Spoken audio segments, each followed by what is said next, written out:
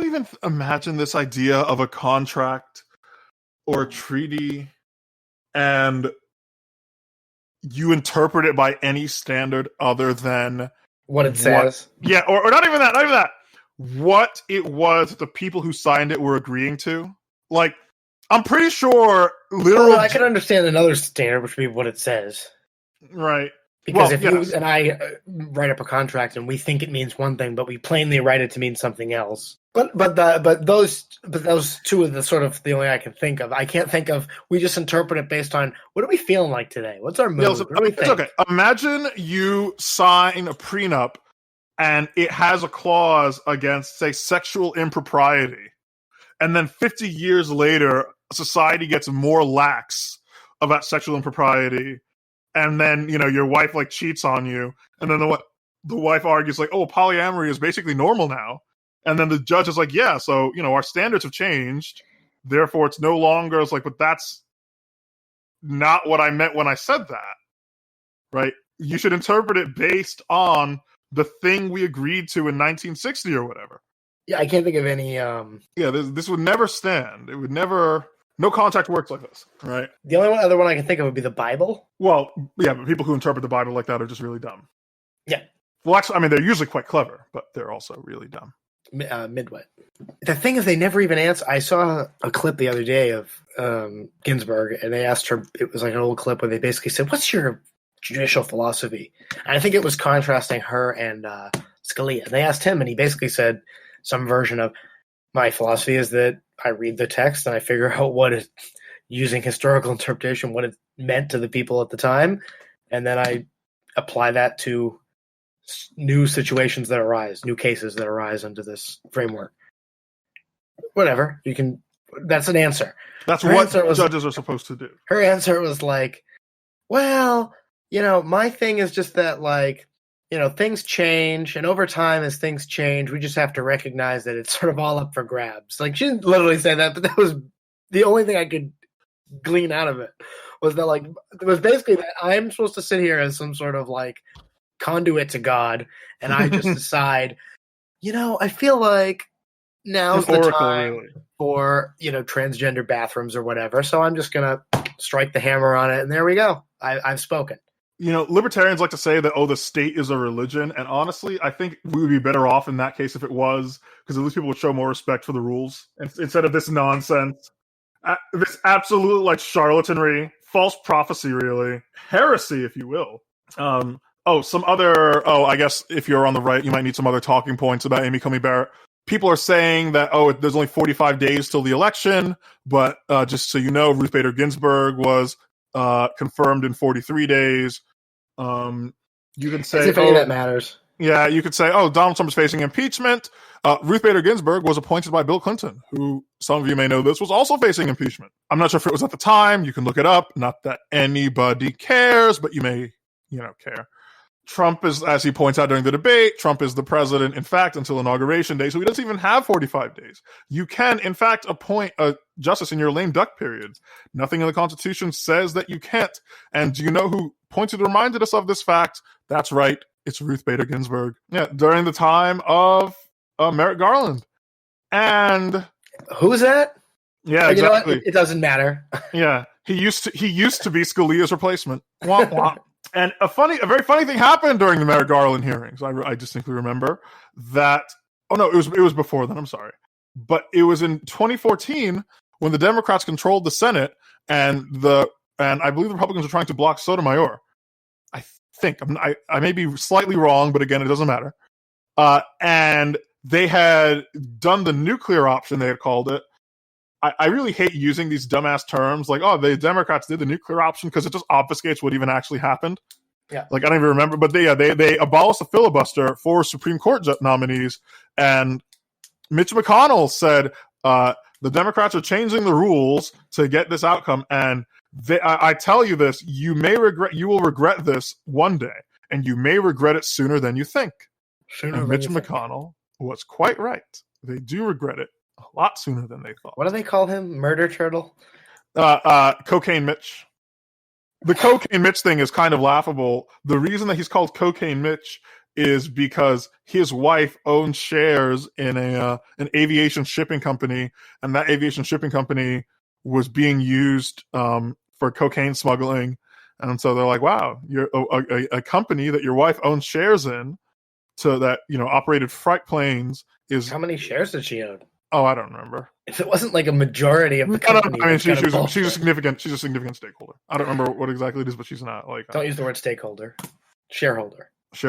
Stakeholder is a made-up thing. Oh, okay. Well, anyway, so he's Cocaine Mitch. He's also Moscow Mitch because something Russia. Who knows? I'm variable levels of enthusiasm here. And since we already brought up the first debate, and I want to get us through this, let's talk about that first debate. What did you think of the debate, Dan, assuming you watched it?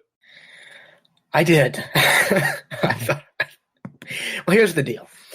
The only thing I liked about it was I enjoyed counting how many times Joe Biden said, "Here's the deal," and it was over 20. It was there was sentences where he said it 4 times. You go, "Here's the deal. Here's the deal. Here's the deal." And I think the only good part of the whole thing that was like an actual clip.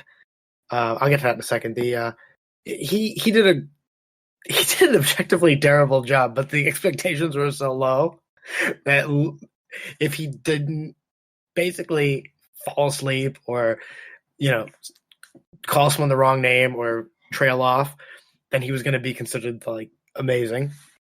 And he did. I think he was on drugs because his pupils were all dilated. He was also blinking like crazy. He was blinking like crazy. He came out of there bright-eyed and bushy-tailed and ready to go. And I think it was 33 or something. Someone did a tally of all the lies he told. Like who cares? Oh yeah, of course. Everything he said was like wildly like disconnected from reality. But that's not what these things are about. They're about the performance. Yeah. And like it was so the way to think of it is, how like on the back of a board game it'll say ages 8 to 80. It was like they got the 8-year-old and the 80-year-old and had them duke it out. Yeah. Like Biden just looked like an old, confused man, and Trump looked like a little kid having a temper tantrum. But I was really surprised at how badly Trump did. Yes. So, like, when you compare it to 2016, instead of like in 2016, he came off like Rodney Dangerfield in Caddyshack, like just like cracking wise, and he's rubbing the uptight people's noses and in all their hypocrisy or whatever. In this one, he just came off like he just seemed pissed and mean, and there was no he wasn't keeping it funny. It was too harsh. The only good zinger he had all night was Biden was doing something where he was saying I think Chris Wallace asked him is it fair to say he blew it with the economy when the economy was had all these impressive statistics on paper up until COVID, and he said manufacturing was in the hole, number one. So number one, manufacturing was in the hole. Number two, number three. He just went around to number 3, and Joe's in the middle of yelling at Chris Wallace, and he stops and goes, "You are number 2," and then just went back to yelling at Chris Wallace. That was it. Nothing else. There was no good one-liners. I thought all that stuff about Hunter Biden. Look, your son was on crack. It was such a bad look. So, I know what I think he was trying to do was he was trying to set up. How is it that your son's getting all these $1 million the Ukraine deals oil thing, and Biden's like, that's just not true. And then when we have no reason to believe that he would be worth millions of dollars to anybody because he seems to just be a ne'er-do-well. There was no track record to set up these $1 million deals. But he got so bogged down, it just sounded like he was saying, your son was on drugs. Your son was on drugs. And that just makes him look like a dickhead. Because then it's I was listening to that, and I was like, if I didn't know anything about this, my instinct would be like, God, I feel bad for poor Joe Biden. His son is a recovering addict, and Trump's just hammering him about it like it's his fault. It came off so fucking mean. And I would, the only thing they each did right was they were each picking a lane, right? What am I trying to project in this? And for Biden, he was trying to project, I'm the calm, rational, stable, adult in the room. And for Trump, he was trying to project, like, I'm the tough guy. I'm in charge. So he did that by constantly interrupting and taking control of it and dominating the whole situation. And then Biden did the other thing by every time Trump said anything, Biden would do that like Reagan head shake and roll his eyes like, there you go again, this guy, oh, this joker. And Trump was trying to rattle him to get him to not do that by coming down in the mud with him, which he did a little, because like Biden called him a clown and told him to shut up, man. Ugh. And got all exasperated and all that. But ultimately, I think how it came off, like if you watch it with the sound off, Trump looks like he won and Biden just looks super weak. And then if you turn the sound on, it just sounds like usually they do a good job at least of convincing you not to vote for the other guy. Right? Like whenever I watch these things, it's always like, oh, you both convinced me. I'm staying home. And this time, neither of them even gave one or two good reasons why you shouldn't vote for the other guy. Every time they were given that opportunity, they just rambled and said things that didn't make sense.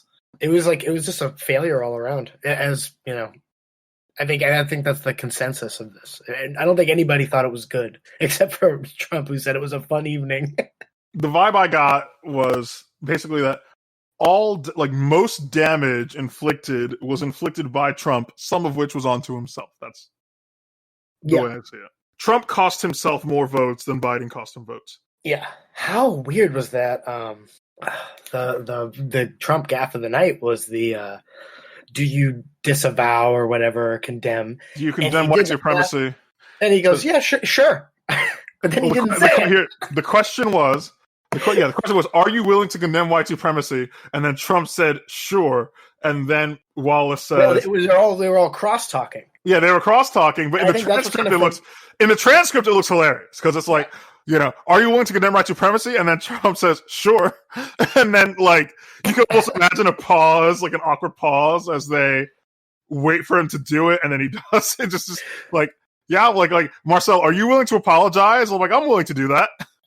Well, so that's the thing that gets left out of that is like, when you actually watch that, there was so much going on. So he goes, oh, will you condemn this? And he says, yeah, sure. And then he says something like, who do you got? Like, give me names. I'll read the transcript for you right now. Give me 1 second. And at the same time, Biden jumps in and Chris Wallace is going, and then someone says Proud Boys. And then, which really is a huge change of what they were talking about. They were talking about basically Nazis, and now they're talking about some sort of stupid frat club. Oh, Wallace was talking about white supremacist violence in Kenosha, which is its own thing that I'm going to talk about later. That's not real, yeah. Right. That's another hoax. Yeah. So Trump's like, yeah, what do you want to call them? Give me a name. And then Biden says Proud Boys. So Trump says, all right, Proud Boys, stand back and stand by. Like Wallace said, tell them to stand down. Trump says, what do you want me to call them? Biden says Proud Boys, and Trump says Proud Boys, stand back and stand by. And that wasn't enough. Now, I'm oscillating here because I've been thinking about fairies, like Irish fairy magic. For those who care about, Dan, you're from Boston. You understand Irish fairy magic. So, do you know what? So, that's what Boston's famous for. Yeah. I mean, we don't take too kindly to people like that around here. Well, because you're Irish, so you should. Outside of Cambridge. Listen, you're Irish, so you're a leprechaun expert. I mean, maybe I don't know if your parents tell you like when. Yeah. When you're walking down a forest path, and then a person travels. Excuse me, traveler. May I have your name? And you know what you're supposed to say, right? No. You would say no, but you can call me Mr. D, right? Yeah. Or something like that. Because if you say yes, my name is Dan, then the fairy, they take your name. And so I feel as though if you were to imagine this conversation completely different, then Trump basically talked his way around a fairy. Because it's like, are you willing tonight to give me your name? And Trump says, sure. And then it's like, well, that's not enough. You got to actually say, sure, my name is Donald. But he just says, sure. Right? Just like, well, that's not the same thing as doing it. And are you willing to cross this circle? This is a brilliant point. Says, sure, I'm willing to do anything. And then, like, he stands in the circle but doesn't disturb the rocks, and one heel is outside. Like, he didn't do exactly what the fairy said. And then, like, at the end of this process, does the fairy have your name? I suppose not. Well, then in that same way, at the end of this process, Trump did not denounce white supremacy. So that's a brilliant point. Here's why. People keep asking, well, why doesn't he do that? Why doesn't he condemn this or that? And then, obviously, if you go online, you can see 5-minute compilations